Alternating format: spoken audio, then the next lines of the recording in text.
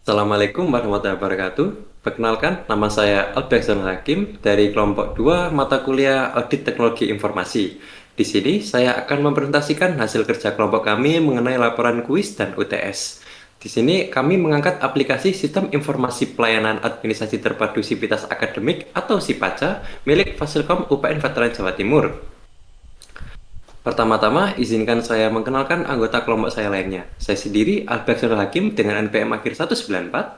Saya Irsyad Fadil Makarim dengan NPM 131. Saya Calvin Cahkelumaya dengan NPM 251. Saya Michael Karim dengan NPM 169. Saya Usaneni Abtorikus Surasatya dengan NPM 127. Baiklah, pertama-tama saya akan menjelaskan mengenai agenda presentasi kita pada hari ini. Pertama, kita akan membahas mengenai pendahuluan dan juga ruang lingkup audit yang akan diteruskan dengan temuan audit utama mengenai aplikasi kita yang diteruskan dengan analisis risiko infrastrukturnya dan ditutup dengan rencana perbaikan berkelanjutan. Oke, pertama-tama kita akan membahas latar belakang dan juga fase SDLC-nya. Apa itu SIPACA? SIPACA adalah sistem untuk pelayanan administrasi akademik terpadu milik Fasilkom UPN Veteran Jawa Timur, di mana pada saat ini telah berada pada fase pemeliharaan atau maintenance. Dasar penentuan ini diambil dari analisis fungsional secara langsung dan juga didukung oleh paper penelitian yang menyebutkan bahwa perlunya pemeliharaan rutin dan juga pengembangan lebih lanjut. Kemudian kita akan membahas mengenai aktivitas yang berlangsung, di mana aktivitas yang berlangsung saat ini adalah pemeliharaan rutin dan juga pengembangan lanjutan, kemudian pelatihan dan juga evaluasi pengguna, dan terakhir evaluasi dampak terhadap zona integritas. Risiko utama jika fase ini gagal dikelola diantaranya adalah penurunan kinerja dan juga integritas data, peningkatan kerentanan keamanan, dan juga sistem menjadi usang atau obsolescence. Selanjutnya akan dibahas oleh rekan saya Irsad Fadil. Oke, selanjutnya di sini saya akan membahas temuan audit utama. Nah, secara garis besar, dari hasil audit kami terhadap sistem SIPACA ditemukan 3 kategori masalah utama. Pertama, usability issue terkait tampilan antarmuka yang belum responsif. Kedua, security misconfiguration pada sisi server. Dan ketiga, performance dan availability issue di mana sistem kadang lambat atau tidak bisa diakses. Ketiga temuan ini menjadi dasar kami dalam menyusun rencana perbaikan berkelanjutan.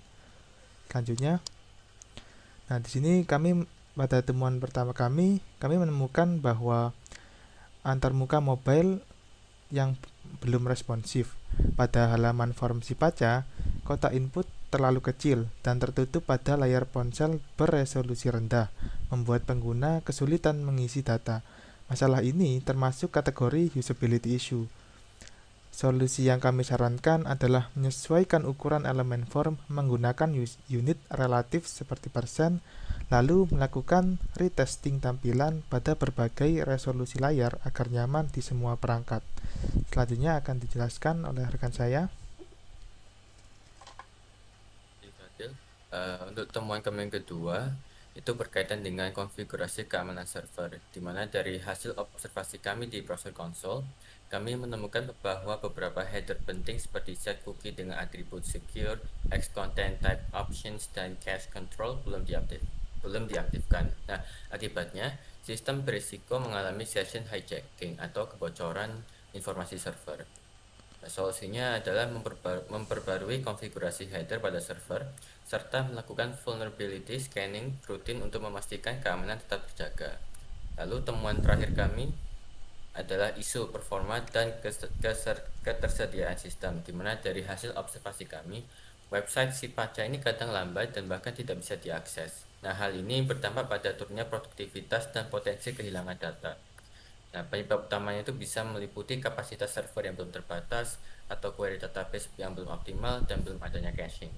Solusinya adalah perlu dilakukan upgrade server, penerapan load balancing, serta monitoring performa agar sistem lebih stabil. Untuk tabel audit resikonya akan dijelaskan oleh teman saya, Calvin. Jadi di sini saya akan menjelaskan mengenai audit resiko infrastruktur. Jadi ada 3 dan potensi yang pertama adalah ketersediaan fisik server. Maksudnya apa? Maksudnya adalah kegagalan perangkat keras atau pemadaman listrik yang menyebabkan downtime total layanan website dan aplikasi. Nah, dampak dari hal tersebut itu tinggi. Dan untuk mengatasi itu, dilakukan solusi teknisnya adalah implementasi failover cluster dan pemasangan UPS dengan waktu runtime yang memadai. Nah, selain ada solusi teknis, ada juga solusi prosedural, yaitu dengan melakukan uji disaster recovery plan atau DRP secara rutin dan melakukan offsite backup data harian atau mingguan ke lokasi yang terpisah. Contohnya itu bisa melalui cloud storage. Dan kemudian yang kedua adalah keamanan keamanan server. Maksudnya apa? Jadi bisa saja terjadi serangan cyber atau SQL injection yang menyebabkan kehilangan data, kebocoran informasi sensitif atau kelumpuhan layanan. Dan untuk dampak dari hal tersebut itu juga pastinya tinggi. Nah, untuk solusi teknisnya yaitu pemasangan web application firewall untuk memfilter lalu lintas berbahaya dan perbaiki konfigurasi keamanan server. Dan untuk solusi proseduralnya yang kita lakukan adalah bisa melakukan vulnerability scanning secara berkala. Berkala ini bisa bulanan ya. Nah, pada server dan aplikasi dan diadakan pelatihan kesadaran keamanan untuk staf pengelola. Pelatihan ini bisa dilakukan kapan saja. Nah, kemudian yang ketiga ada potensi resiko yang berupa kinerja dan kapasitas server. Maksudnya apa? Maksudnya adalah sumber daya server tidak mencukupi saat terjadi beban puncak pengguna yang menyebabkan sistem sangat lambat atau tidak responsif. Nah, dampaknya apa? Dampaknya itu tinggi. Nah, untuk mengatasi hal tersebut bisa dilakukan upgrade spesifikasi server terhadap dan menerapkan load balancing untuk mendistribusikan beban ke beberapa server. Jadi bebannya itu tidak hanya pada satu server saja. Nah, kemudian untuk solusi yang proseduralnya adalah melakukan performance monitoring secara terus-menerus dan capacity planning berdasarkan tren penggunaan selama 6 bulan terakhir. Performance monitoring itu maksudnya kita memonitor secara menerus-menerus. Nah, mungkin itu dari saya. Selanjutnya dilanjutkan oleh teman saya. Kayak untuk rencana perbaikan kami yaitu untuk memonitor perbaikan kami mengusulkan KPI berdasarkan COVID. Pertama yaitu ketersediaan sistem yang dimana targetnya lebih dari 99,5%, kemudian waktu respon server yang kurang dari 2 detik, kemudian jumlah insiden keamanan yaitu targetnya 0 per bulan, kemudian jumlah keluhan pengguna yang targetnya kurang dari 5 per bulan. Oke, selanjutnya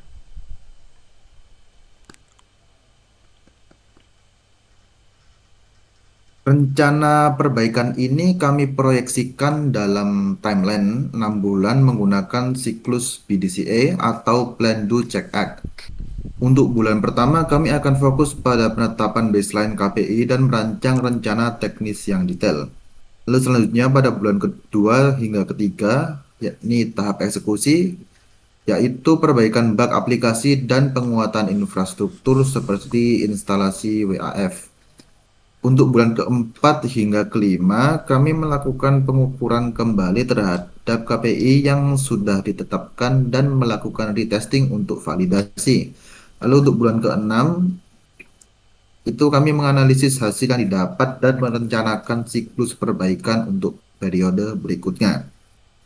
Lalu di mana peran tim audit TI dalam proses ini? Peran kami bersifat independen untuk memberikan jaminan atau assurance kepada manajemen bahwa perbaikan berjalan semestinya. Tugas kami mencakup validasi pengukuran kinerja yang sesuai domain COVID MEA01, yakni memastikan data KPI yang dilaporkan akurat dan valid. Selanjutnya ada pengujian efektivitas kontrol MEA02, yakni melakukan pengujian independen pada perbaikan keamanan, misalnya dengan melakukan penetration testing ulang. Lalu yang terakhir ada evaluasi kepatuhan rencana MEA01, yakni memastikan bahwa semua proses perbaikan berjalan sesuai dengan timeline dan prosedur yang telah disepakati. Baiklah, sekian dari kelompok kami. Kurang lebihnya kami mohon maaf. Wassalamualaikum warahmatullahi wabarakatuh.